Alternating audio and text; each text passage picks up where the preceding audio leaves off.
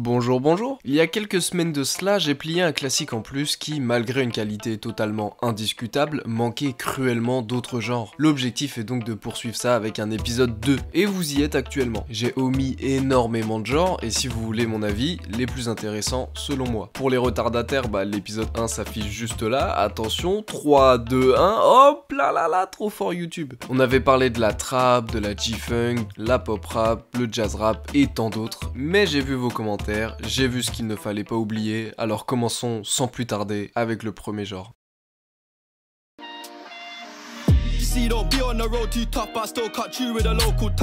Un des mouvements les plus récents, comme le Jersey, qui ne sera d'ailleurs pas dans cette liste car je suis encore bien trop aigri pour aimer ce genre de rap.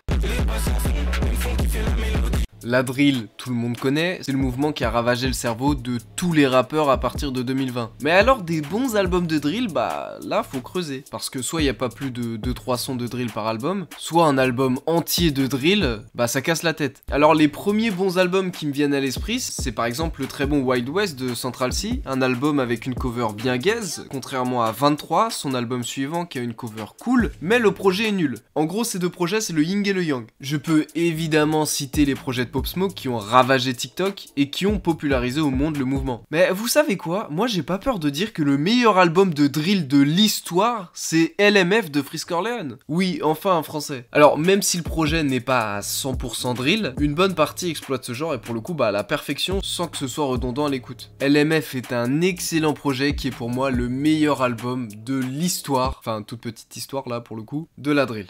Je crois qu'en Dieu, j'invoque pas de démons. Quand je canne, Inch'Allah, je témoin. Sur la prod Frisk Orleans. PDF interdit, coffret Osiris Jacka, les documents USB. Yeux rouge de cyborg plus blindé que Bitches come and go, bro. But you know I stay. Alors le cloud rap, c'est un mouvement très cool qui résonne de moins en moins en ce moment dans le rap. Heureusement en France, on a PNL qui nous rappelle la richesse de ce genre, mais du côté des US, ça se fait un peu plus rare. Donc le cloud rap, c'est vraiment une musique douce, lente et aérienne. C'est un genre littéralement inventé par Lil B qui renomma ce mouvement le cloud rap. C'est d'ailleurs lors d'une interview qu'il pointe un tableau d'un château dans un nuage et il dira « Je veux que ma musique ressemble à ça ». La richesse du rap. Mais le vrai roi de ce mouvement, c'est A$AP Rocky. Du coup, la concurrence vient de lui-même. Alors je peux citer Live Love A$AP, qui est littéralement une des meilleures mixtapes du rap. Long Live A$AP, qui est un excellent premier album, mais son meilleur reste At Long Last A$AP, le meilleur album de A$AP Rocky, et en l'occurrence, le meilleur album de cloud rap qui existait.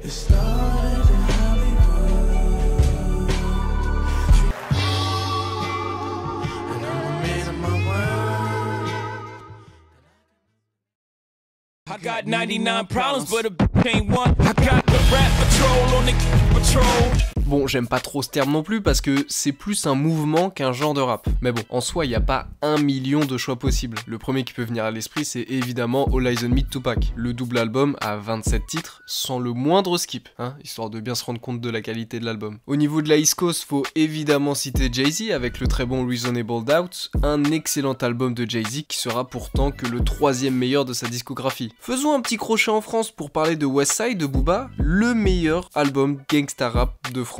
Histoire de recontextualiser un peu. Mais ce mouvement, il commencera bien avant, très tôt dans les années 80, avec NWA et l'absolu classique Straight Outta Compton. Parmi ce groupe, on retrouve Eazy-E, Ice Cube, MC Ren, Yella, et bien sûr Dr. Dre qui continuera sa route à la recherche du classique en sortant l'excellent The Chronic. Donc à ce stade, on comprend que Dre pèse pas mal dans le game, tellement qu'il va avoir le flair et produire une partie du meilleur album de gangsta rap ayant pu exister. L'excellent Get Rich or Die Trying de 50 Cent, le meilleur album de gangsta rap fait par le mec le plus gangster du rap.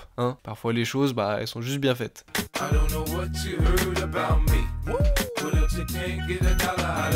Now it's clear that I'm here for a real reason. Cause he got hit like I got hit, but he ain't fucking breathing.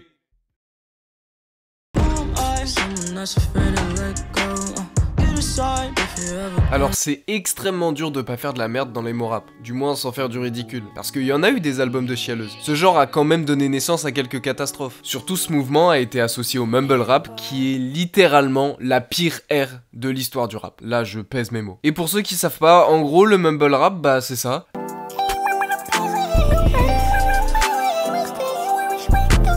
L'âge d'or de l'emo rap s'est produit aux alentours de 2015 à 2018, et ça a engendré d'ailleurs des petites pépites, comme Come Over When You Sober de Lil Peep, ou alors évidemment le classique 17 de XXXTentacion. Mais malheureusement, je dois avouer que la subjectivité reprend le dessus. Un de mes albums préférés reste Goodbye and Good Riddance de Juice WRLD. Littéralement un chef-d'œuvre, pas besoin d'en dire plus. Il y a matière d'ailleurs à faire une vidéo entière dessus. Le meilleur album de emo rap. I still see your shadows in my room.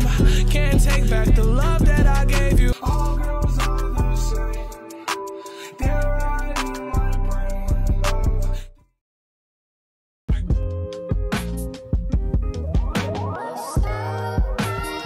Concrètement, le genre le plus subjectif. On a énormément d'excellents projets instrumentaux dans le rap, même si ce genre se fait de plus en plus rare de nos jours. Les seuls vraiment exemples connus qu'on a eu récemment, c'est par exemple Louis de Kenny Beats, qui a su faire son petit bouquin, ou alors A Quiet Farewell de Slowson Malone, que je connaissais pas du tout et qui nous a sorti en 2019 une sacrée petite dinguerie. Mais c'est plus dans les années 2000 qu'on aura eu des pépites. Je peux évidemment citer Shade of Blue de l'excellent Madlib, le meilleur sampler de tous les temps, histoire de vous le rappeler. Shade of Blue qui fait écho à Kind of Blue de Miles Davis, un album réputé pour être parmi les meilleurs albums de jazz de tous les temps, alors c'est un peu normal de sortir un album instrumental de rap jazz s'appelant Shade of Blue. Pour faire une transition incroyable, je peux évidemment parler du bon pote de Madlib qui est MF Doom, qui sortira aussi ses Special Herbs qui seront tous très bien, mais lequel est le meilleur ?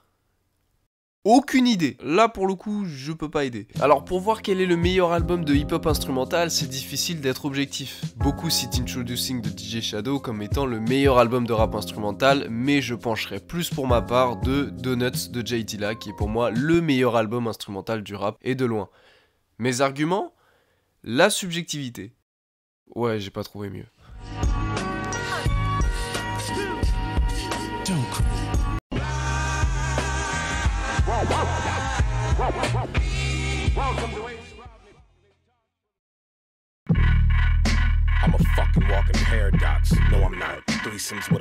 MMLP.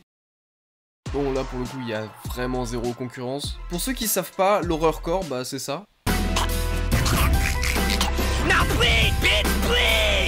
Pas trop besoin de développer. En gros, c'est quand t'écoutes et que ça fait peur. Voilà. On a par exemple en France Menace Santana, qui outre le fait d'avoir exactement le même flow toute sa carrière, cultive très intelligemment le mythe autour de l'horreur dans ses sons. Mais pour revenir aux États-Unis, c'est sûr qu'il n'y a pas 1 million d'artistes qui ont tenté de conquérir cet univers. On peut alors que honorer la tentative de Tyler the Creator sur Goblin ou bien sur Bastard, même si parfois le dérapage est pas très contrôlé. C'est d'ailleurs dans ces projets qu'on retrouvera les punchs les plus hardcore de Tyler, et d'ailleurs l'une des punchlines les plus horribles du rap US que je ne pourrais d'ailleurs même pas citer. Pour tous les fans de Lil Darky, voici un SO conséquent, car je peux citer This Does Not Exist, ou encore Swamp, qui colle relativement bien au genre. Putain, quel accent de merde. Mais faut pas chercher, The Marshall Mathers LP existe, soit le meilleur album d'Eminem.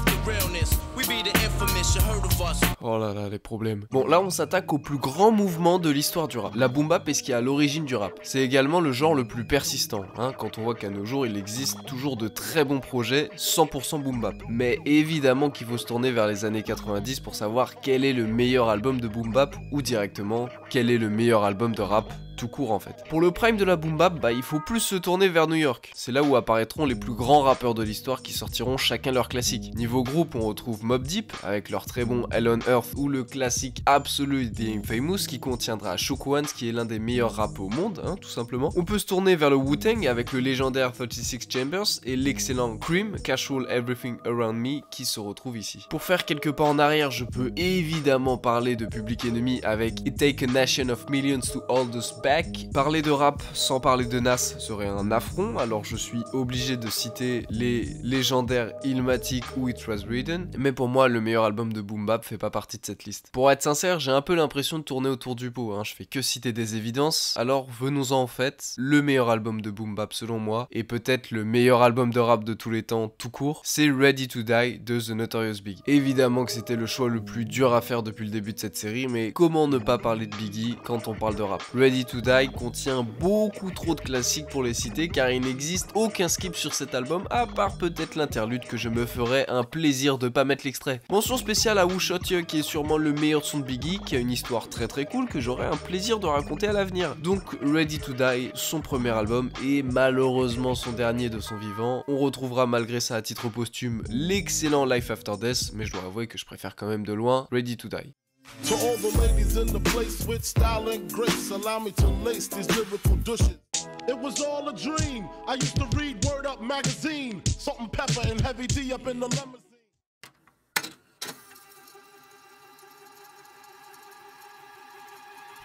Alors je me suis pas énormément attardé sur chaque album parce que vous vous doutez bien qu'il s'agit des meilleurs albums de chaque genre, c'est qu'il y a 2-3 trucs à dire dessus. Donc autant garder ça pour en parler plus en détail sur de prochaines vidéos. L'objectif avant tout était de présenter la richesse et la diversité qu'est le rap et j'espère que ces 2 épisodes vous ont convaincu parce que je pense pas qu'il y aura un 3e. À moins que peut-être.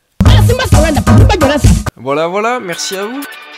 Ouais, ajoutez-moi par pitié.